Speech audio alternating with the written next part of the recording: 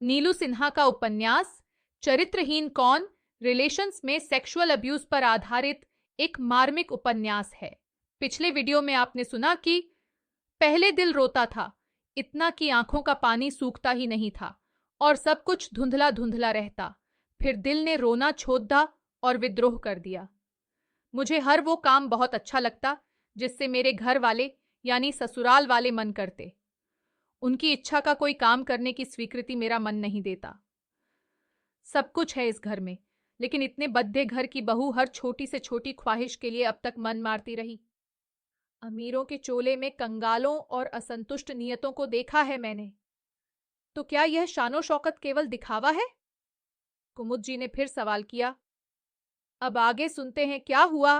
कुमुद जी, शादी से पहले कपीश और मैं एक दूसरे से प्रेम करते थे। कई वर्ष हम एक दूसरे से मिलते भी रहे। मैं उसकी सादगी से आकर्षित थी। आकर्षण था, प्रेम था या लगाव था, ये आज समझ नहीं आता।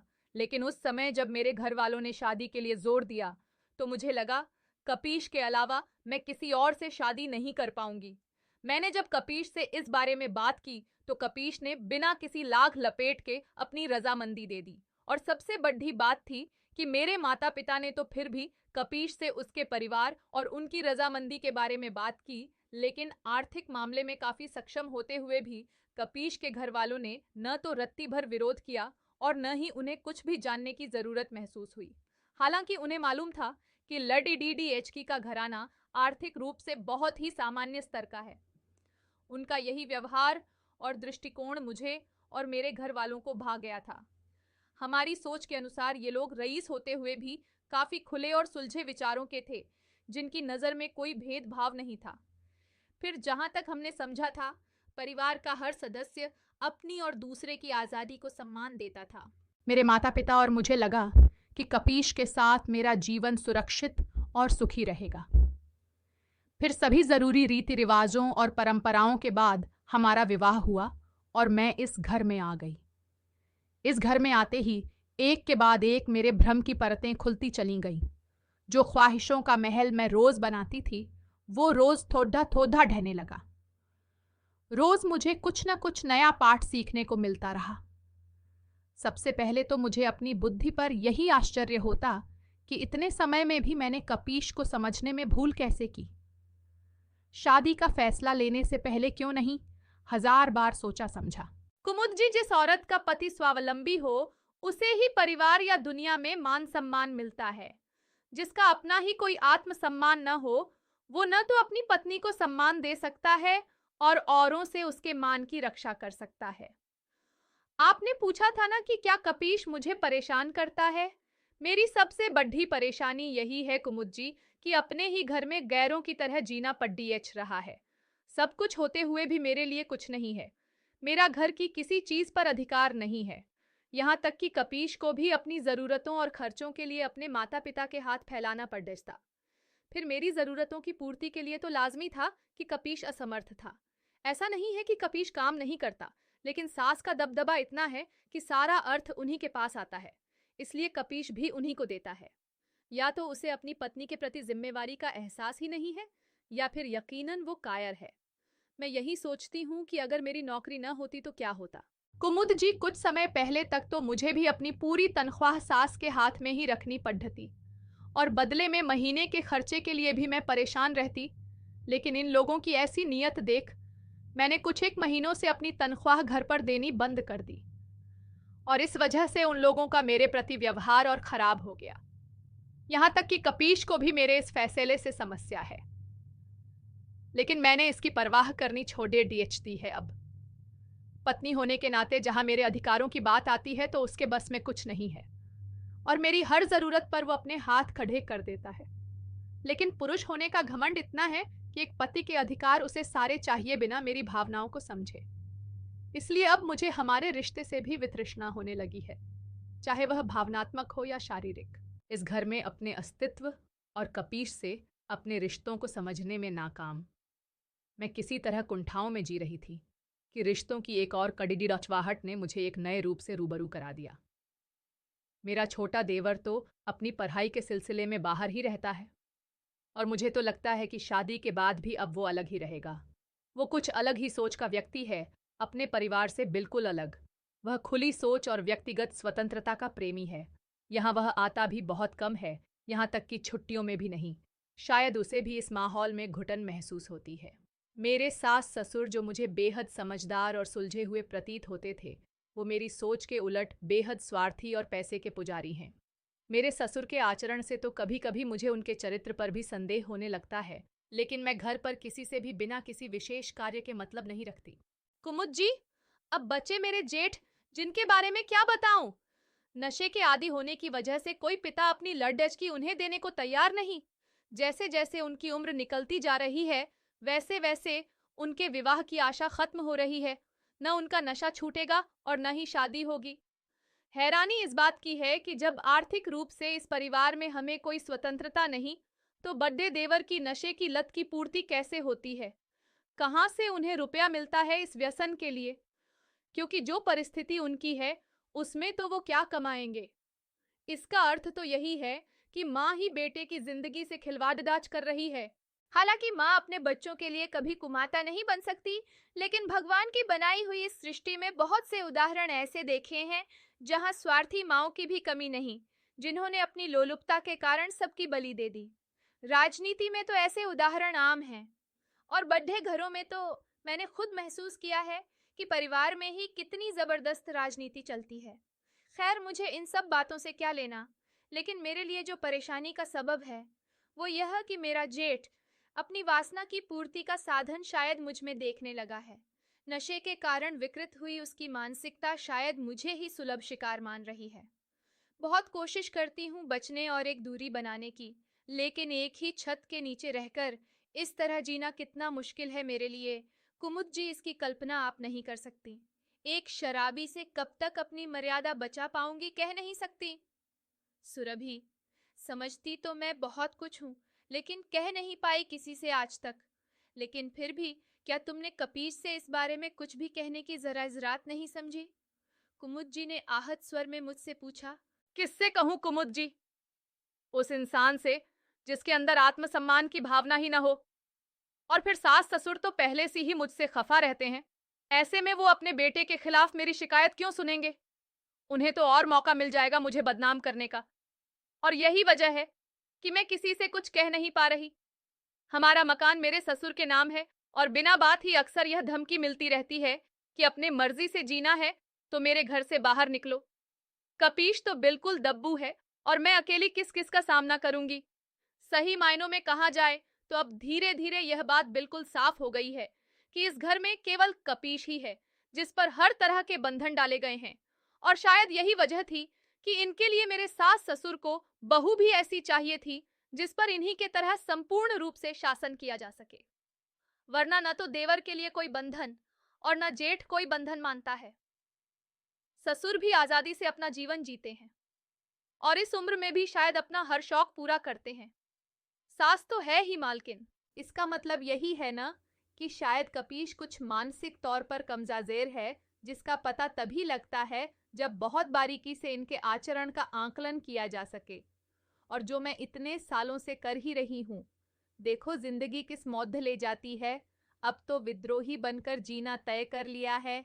बस मेरी जिंदगी तो ऐसे ही निकल रही है कुमुद जी।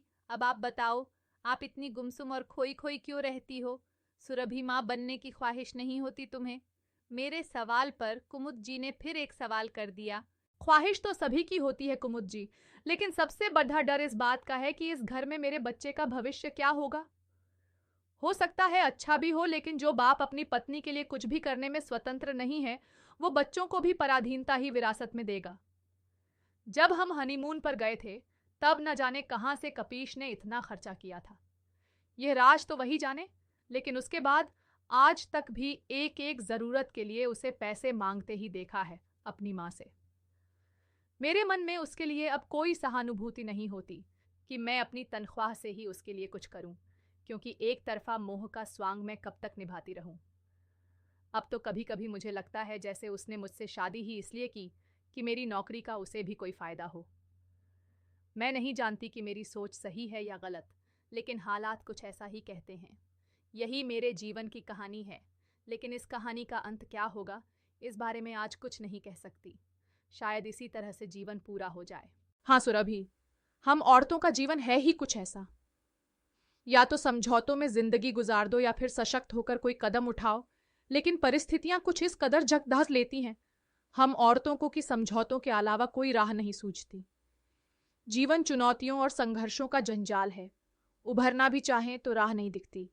तुम्हारी कहानी सुनने के बाद आज दिल करता है कि तुम्हारे आगे अपना दिल खोल कर रख दूं। मैं तो कभी किसी से कुछ कह ही न सकी, बस भगवान की दी हर सौगात को झोली में डालती चली गई। कहती भी किससे?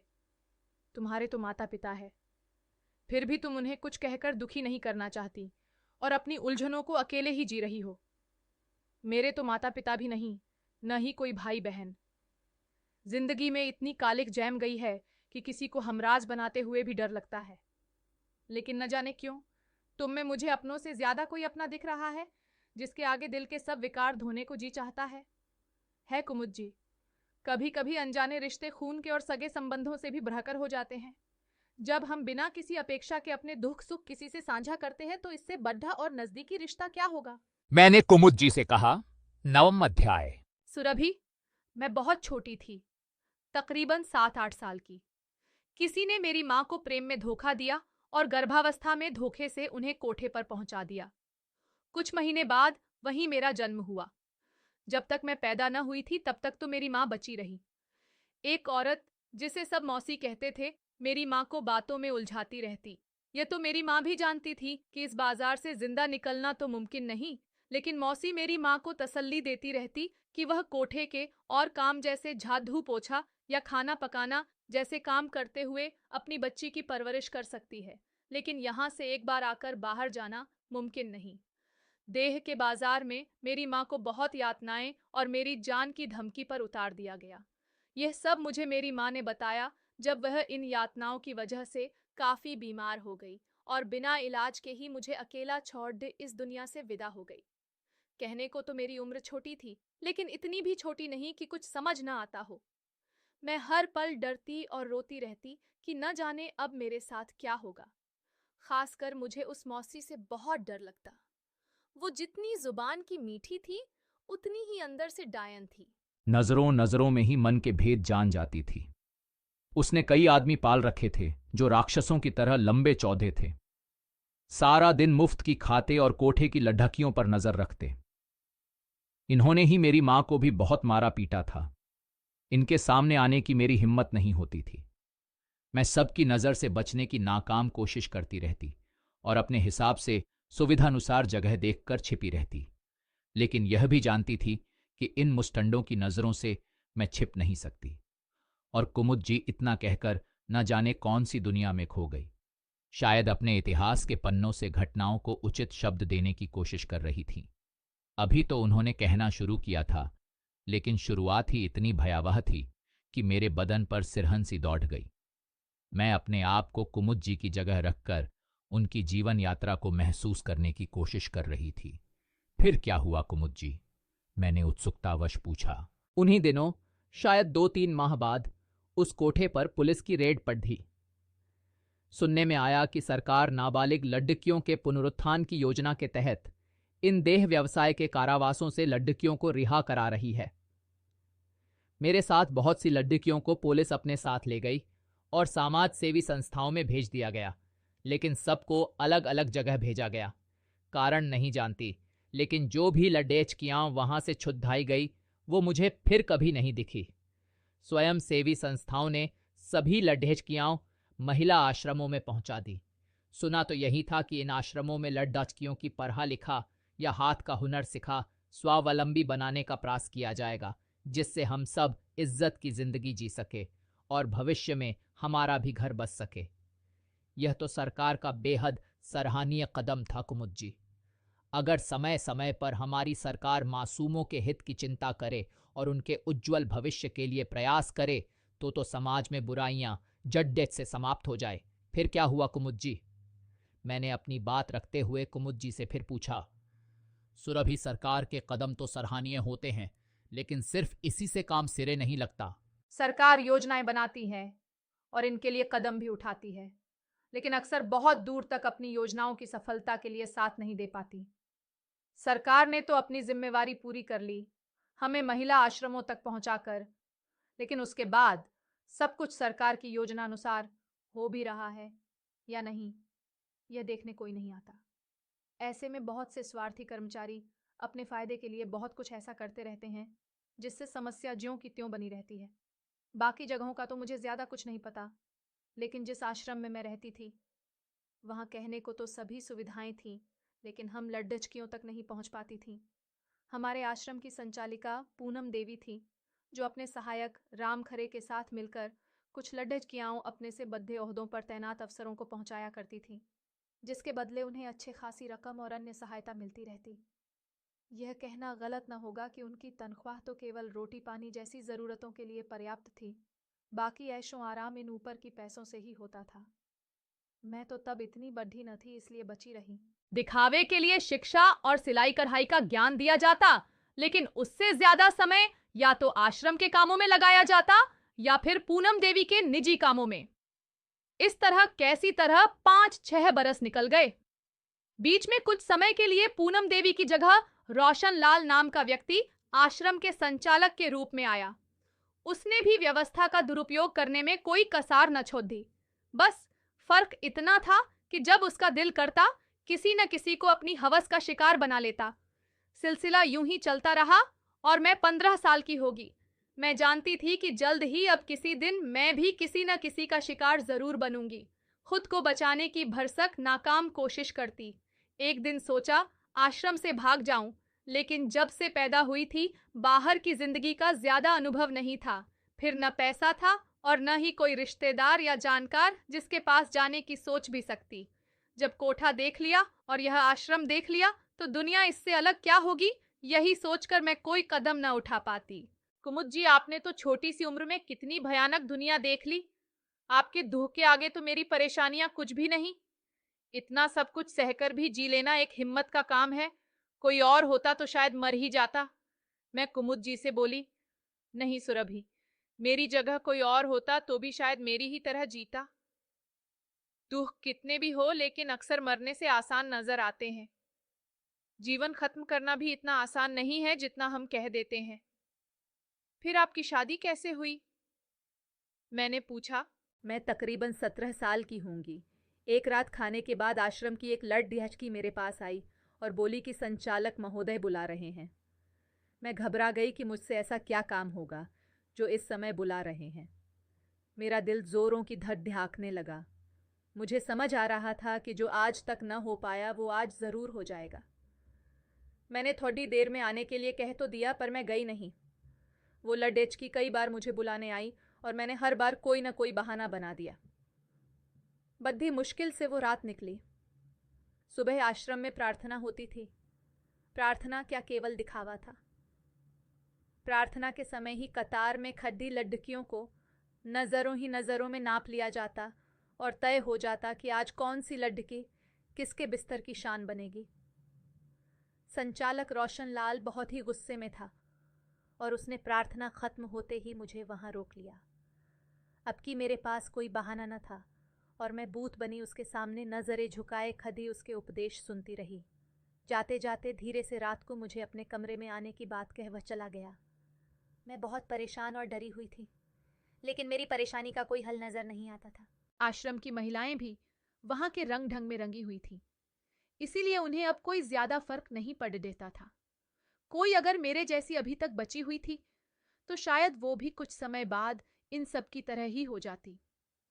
मैं सारा दिन भगवान से दुआ मानती रही कि ऐसा कुछ हो जाए कि रोशन लाल मर जाए।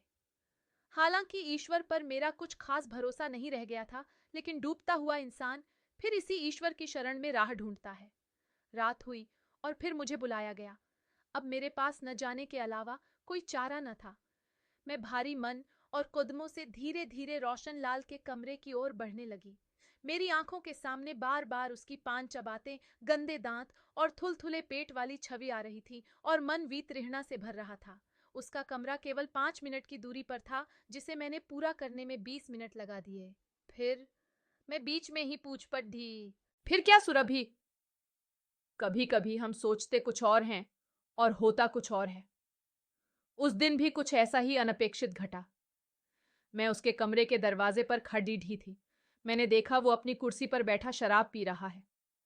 मुझे देखते ही उसने उंगली से अंदर आने का इशारा किया। मैं ढीठ बनकर वहीं खड़ी रही। मैंने सोच लिया था कि जबरदस्ती कुछ भी हो जाए, लेकिन अपनी इच्छा से आत्मसमर्पण नहीं करूंगी। अंजाम चाहे जो हो देखा जाएगा। मुझे इसके कमरे तक आना भी नहीं चाहिए था। जाने किस सोच के वशीभूत मेरे कदम यहां पहुंच गए, लेकिन नहीं, इससे आगे कुछ नहीं। मैं इस कमरे में ज्यादा नहीं आई थी, इसलिए कुछ अंदाजा भी न था। मैं कुछ सोच वहीं खड़ी उस कमरे की एक एक चीज नजर में उतारने लगी। अचानक मेरा ध्यान कोने पर रखे टेलीफोन पर गया। 1-2 रजिस्टर भी साथ रखे थे और कुछ फाइल्स। मेरा दिमाग तेजी से चलने लगा। उसके पुकारने पर भी मैं उस जगह से न हिली। न मैं कमरे में गई और न ही वापस हुई, बस वहीं खड़ी रही। रोशन लाल को न जाने क्या महसूस हुआ होगा, या शायद उसने सोचा होगा कि मैं शर्मा रही हूं। वो खुद ही लड़खड़ाता हुआ चौखट तक आ गया। मैं उसको अपने पास आता देख 2-4 कदम पीछे हो गई। वो भी मेरे नजदीक आने की गरज से बाहर आ गया और मेरे गले में हाथ फेरते हुए छाती तक ले आया। न जाने सुरभि उस वक्त क्या हुआ मुझे। मैंने उसका हाथ झटक वहीं गिरा दिया। नशे में तो वो था ही, और मेरे इस अचानक हमले से वो संभल नहीं पाया और जमीन पर गिर गया। एक पल के लिए मुझे ऐसा लगा जैसे मेरी मैं माँ एक अनजानी ताकत बनकर मुझ में आ गई है। मैंने उसे गिरा दिया और उसके कमरे में घुसकर झट से अंदर से कुंडी लगा ली। मैं उस समय खुद कुछ समझ नहीं पा रही थी कि मैं कर क्या रही हूँ। जैसे किसी शक्ति के वशीभूत मेरे हाथ पैर खुद ही चल रहे हैं। मैंने फोन हाथ में लिया, लेकिन समझ नहीं आया करूं कहाँ। मैंने फिर इधर उधर नजर दौड़ाई और रजिस्टर के पन्ने उलटे, पर ज्यादा कुछ समझ नहीं आ रहा था। उधर बाहर गिरा हुआ रोशन लाल जोर जोर से सबको आवाज मार रहा था। मैंने दरवाजे की आगे मेज और जो भारी सामान दिखा सब रख दिया, जिससे कोई जबरदस्ती तोड़कर अंदर न आ जाए। हालांकि यह सब प्रयास ज्यादा देर तक नहीं टिकने वाले थे, यह मैं जानती थी, और बाहर आने पर मेरी क्या दुर्गति होती इसका अंदाजा भी था मुझे। उसी समय मेरी नजर दराज में राखी एक छोटी सी जेब में रखने वाली डायरी पर पड़ी थी। मैंने हड्डी बिद्धी में डायरी खोली तो गत्ते के अंदर की तरफ धीरज लाल नाम के आगे एक नंबर लिखा था। मुझे कुछ नहीं होश था कि मैं क्या कर रही हूँ, सही है या गलत, मेरे भले का है या बुरे का। बस वही नंबर मैंने मिला दिया। 2-3 घंटी पर एक आदमी की आवाज आई दूसरी तरफ से, तो मैंने जल्दबाजी में सारी कहानी उसे सुना दी और उससे मदद मांगी। उसने मेरे से सिर्फ इतना पूछा कि मैं कहाँ से बोल रही हूँ, और मैंने आश्रम का नाम और संचालक रोशन लाल का नाम ले दिया। उसने मुझे फोन पर आश्वासन दिया और कमरे में ही बैठे रहने को कहा। कुमुद जी, आप तो सच में बहुत हिम्मती निकली। फिर क्या हुआ? मैंने पूछा। आगे क्या होता है जानने के लिए जुटे रहिए। जल्द ही अगले एपिसोड के साथ मिलते हैं। अच्छा लगे तो लाइक, सब्सक्राइब और शेयर कीजिए।